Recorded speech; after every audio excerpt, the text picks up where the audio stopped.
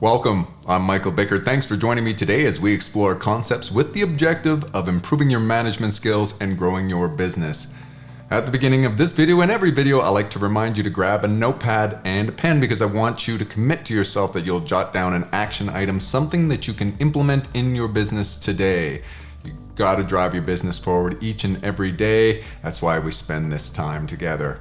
All right, today I want to talk to you a little bit about something that happened recently in my business, and I want to talk about it on a theoretical level and then pull it into the practical so you can make sense of it. So bear with me as we go through this, because at the beginning, as I talk about theory and stuff like that, maybe you want to tune out and you think, I'm looking for practical tips. I'm always trying to use these anecdotes and stories and examples and observations that I make in real life, in business, and tie them into sort of an underlying principle.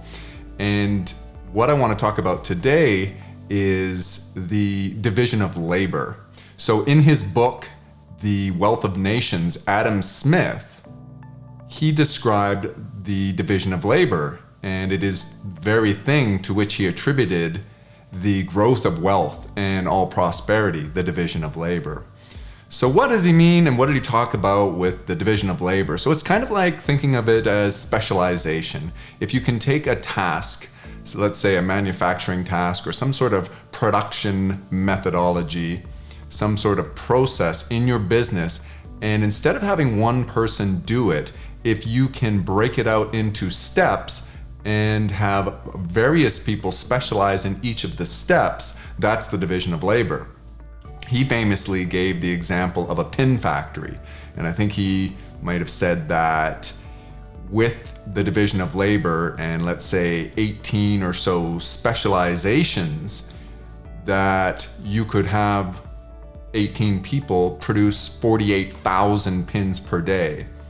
Whereas if you had one person running a pin factory trying to make pins, he'd be lucky to even make a single pin per day. So think of anything in your business that you're trying to produce, and maybe you're not manufacturing something, but you're still producing something through a process. It may be an intellectual property that you are producing. It may be that, I'm not exactly sure, of course, what your business does, but I want you to understand that the division of labor isn't just for manufacturing processes. It's for any process. You can specialize the tasks, you can break them out.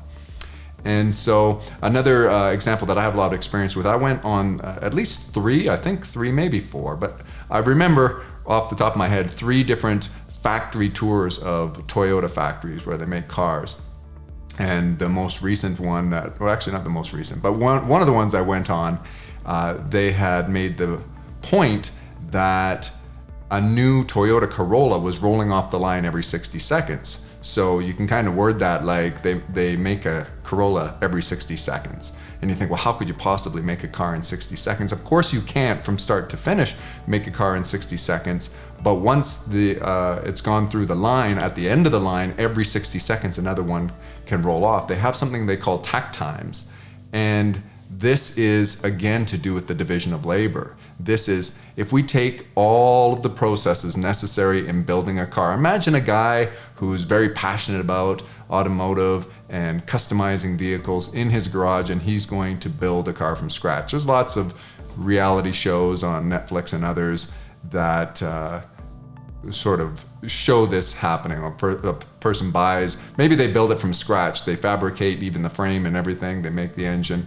Often they're restoring something, but you can imagine 1 or 2 people doing that. It would take a very long time, and yet Toyota can make a super great quality vehicle in 60 seconds, or a new one rolls off the line every 60 seconds.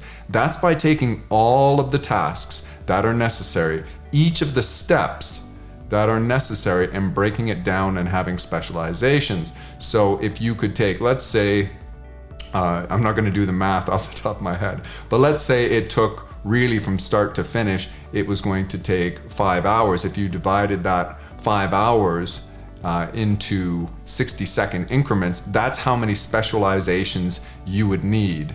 I suppose in that example, that's not that difficult, the math. So 5 hours, 60 minutes per hour, so 5 times 60, you've got 300 steps. And if if you had 300 workers, each doing a 60-second step, a 60-second tack time, then you would be able to finish the vehicle, and every 60 seconds another one will be rolling off. I hope that made sense to you, but I don't want to get caught up in pins or cars. Think about in your business, any process that you have. And that's the anecdote I want to share with you today, is I was looking at some process within our business and I thought there was room for improvement.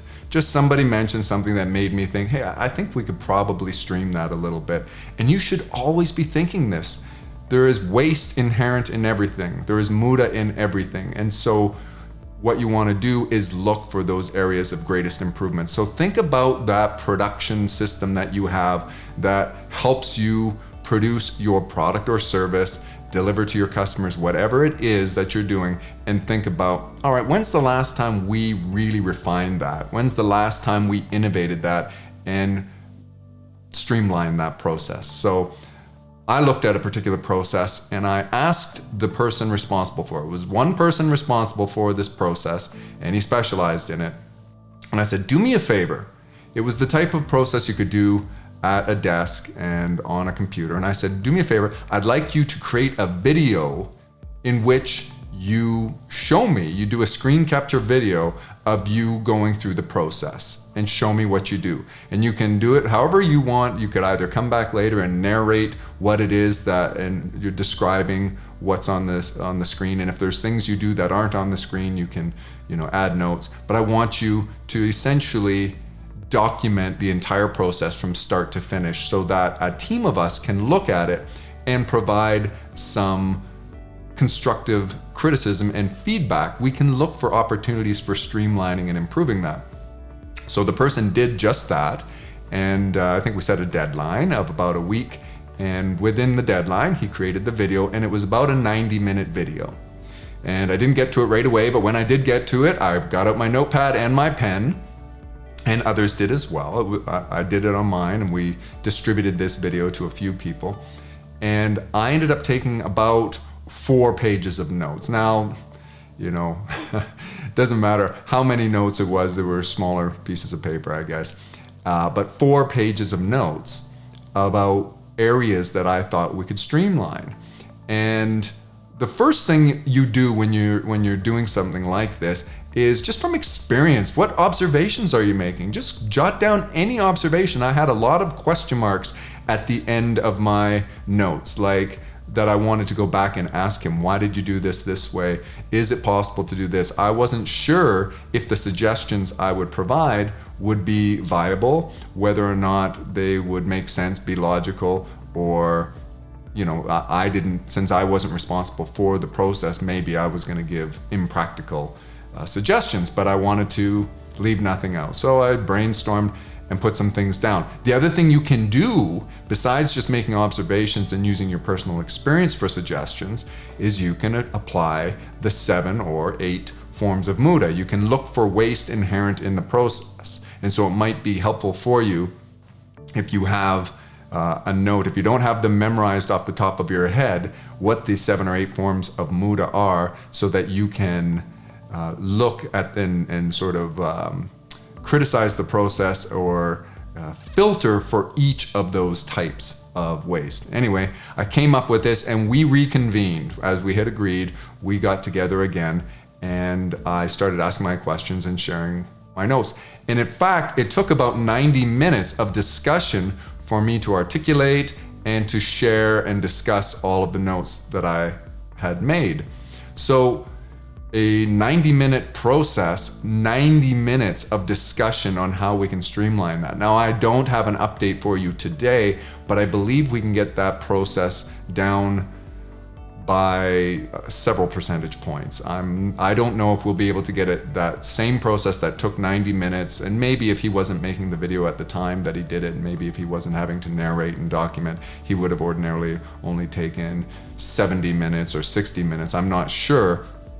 But I'm certain that using the suggestions we discussed, that he'll be able to shave that down. Now, really good companies, those companies that are looking for perpetual refinement, Kaizen, continuous improvement like Toyota, they would say if you can shave off a few seconds, even a second, imagine if you could shave off 1 second of those 300 processes to build a Corolla. If you go back to the example of the automotive assembly line, and every 60 seconds another Corolla was rolling off the line, what if you could take each of those 300 Tack Times, those 300 specializations, and you could shave a second off of each of them? Then of course another car would come off the line every 59 seconds, or in that entirety of the process, you could build 5 more cars in the time from the beginning of the line to the end. There'd be 5 extra cars that come off the line. So seconds count, and it's the same. Of course, that's multiplied by the compound effect of a huge process. But in your business, you have processes and everything counts. If you can shave off just a few seconds, think of it in percentage points. And I am certain that even though I can't report to you today what percentage, we will measure this, and I will continue to refine this and get this particular process in our business to be more and more streamlined, where we're able to produce the same quality. And that's the key. You want to be able to produce the same quality. Sometimes the quality actually improves, and do it with a shorter period of time. So your production goes up, your capacities increase, and you can, you're producing the same amount of value, but you have more items, so there should be more revenues to be realized in your business. Now, going back a second here, it may have occurred to you that the only way to specialize is with more people. You say, well, you're describing sort of an assembly line concept, Michael, and that means I need to have multiple people. That might be ideal, but there's more than one way to have a division of labor. What I described to my team is that we could either create tasks, so specializations within the process that could be outsourced to other individuals, and it doesn't have to be somebody who's a permanent member of our team. We could send that out to freelancers and that kind of thing, outsource the work. And by the way, when doing that, I said, let's make sure we take the parts that you're not wild about, those things that you don't enjoy. Let's get you focused on the things that you feel are your greatest strengths and you enjoy doing the most. And those things that are maybe more tedious and they're necessary evil part of the job, that we can outsource those as specializations. So I picked one example and I said, create another video that just explains to somebody that we can outsource this part of the process to, just this part as an example, because I'm demonstrating this to the people involved. So that is one thing you can do. You can have more people, more specializations, as I described with the pin factory or the Corolla factory. The other way you can do it is what I referred to as batch work. If you can, as you create the specializations, as you segmentize, as you create segments for all of the process, and you say, okay, well, there's step A, B, C, D, E, down the line, maybe I should have numbered those, say there's 20 steps to creating a particular widget or whatever it is that you're doing to get the desired outcome, and you can break that out, you can refine that into 20 steps, then what you can do is you can do batch work, and it's more efficient to do, often it is anyway, to do each of those steps separately. So imagine if you have this flow of work coming in, and a person has a bit of a backlog and they can work on step 1. So what you can do is you can, this in our case, I'm not articulating this very well, but in our case, we had a backlog of say 10 units. And what I said was, so what about doing step A 10 times and then move on to doing step B 10 times and then step C or step 3, 4, 5, however you want to word it. And that's another way that you can do this, because it's more efficient to work on in batches the steps, because there's a distraction that occurs. Maybe you're having to switch tabs, maybe there's some conveyance or motion involved where you get distracted, or you have to go across the shop, or you have to go to the other area of the kitchen or the other area of your facility, whatever it is, to do step 2 or step 3. All these kinds of things you look at, and by doing it, even the same person doing one process from start to finish, but doing it in sections where he's producing all of step 1, then all of step 2, then all of step 3, then sort of putting them together and assembling them. In your mind's eye, you're probably thinking of a physical product, and that's not necessarily what I'm alluding to. It can be, but it can also be a digital product. It can be anything in terms of a process. What I think will materialize, manifest, and you will realize is that some of these things make most sense to add a second person, a third person, and a fourth person, and specialize and have that division of labor. What you're going to run into when you bring this up is people are going to be afraid for the security of their employment.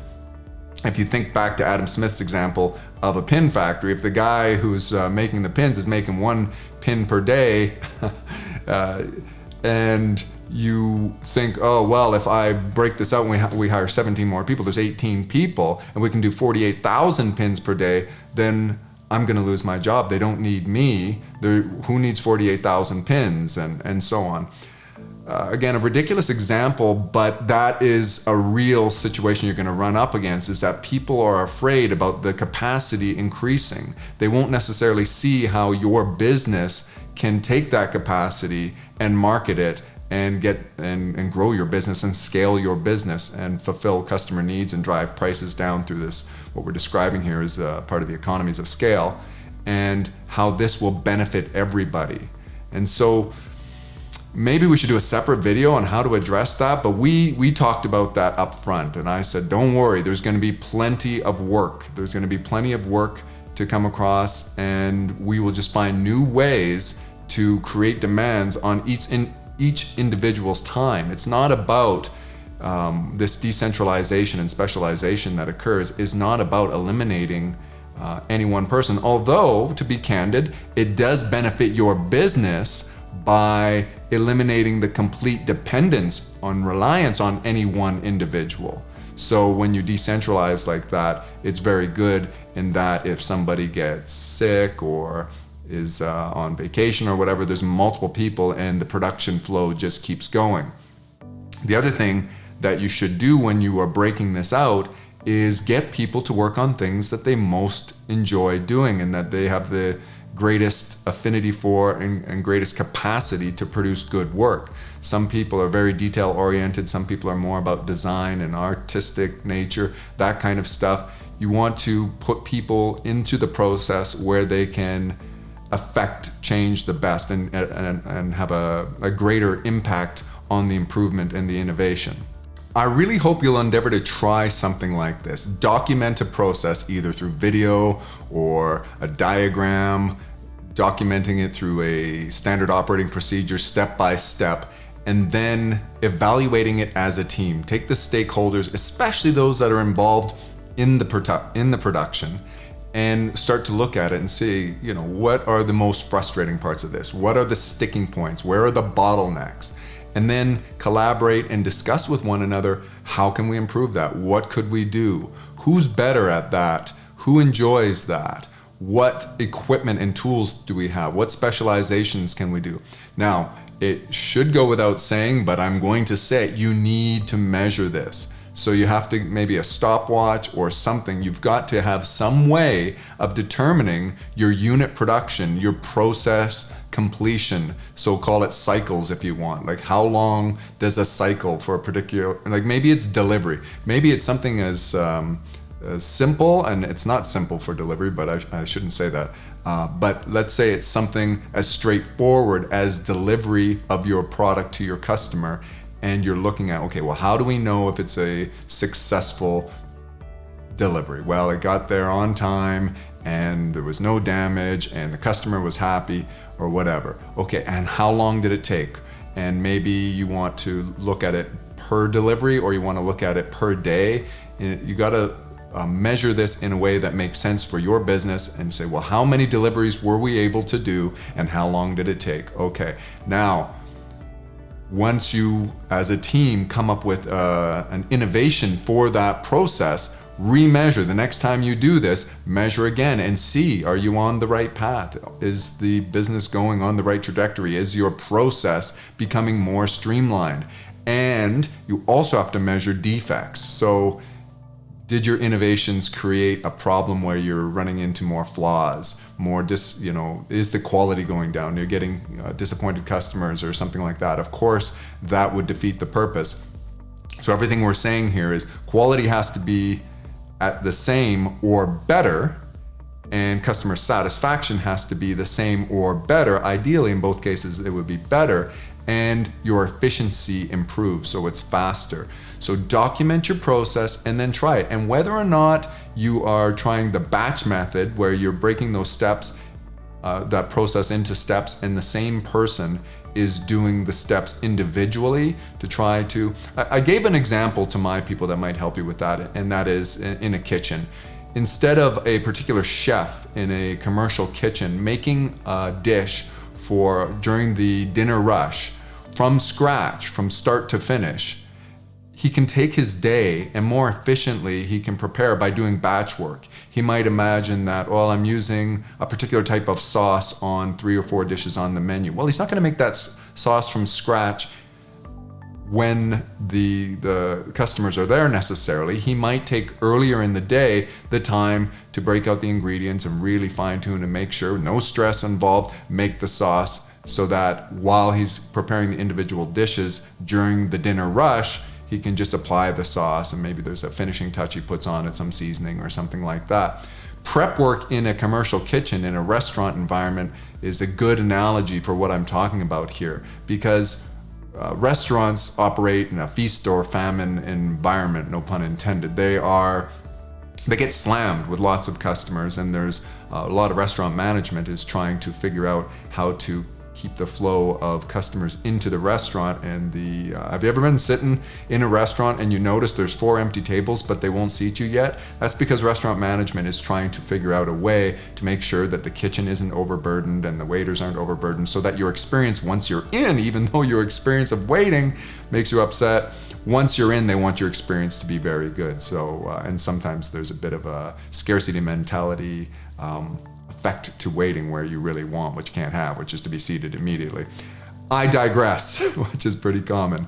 Anyway, so restaurants have a lot of the day where their workers would be sitting there twiddling their thumbs. So even the front staff is preparing things, cleaning things, and the back staff, so they're batching the work. They're doing things in great bulk. And then they, when it comes to the other part of the production, which is serving the customer, they can do that in a much higher level than if they tried to do everything as they went. And that should make real sense to you. You can even break it into your personal, if you're preparing for a special occasion, a meal, a Thanksgiving dinner or a Christmas dinner or whatever, the things that you can do in advance. And that's kind of that batch work. So getting back to what I was saying before, whether you decide to do the batch and prepare things and have people focus on individual tasks to do them in greater volume to avoid the waste inherent in jumping from one task throughout the process to the other, to the other, to the other, or you have specializations and different individuals responsible for each, you still have to measure. You have to measure the quality, you have to measure the time or the cycles.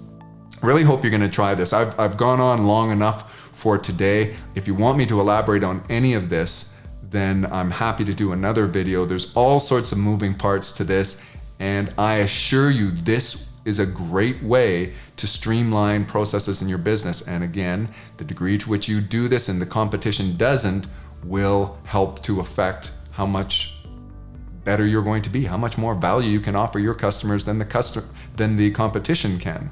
So that's where I want to leave it today. I'd like to hear from you in the comments, and let me know if there's processes you've been able to successfully implement, some division of labor.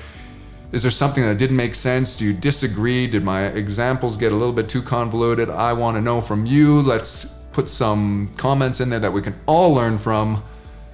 Perpetual refinement.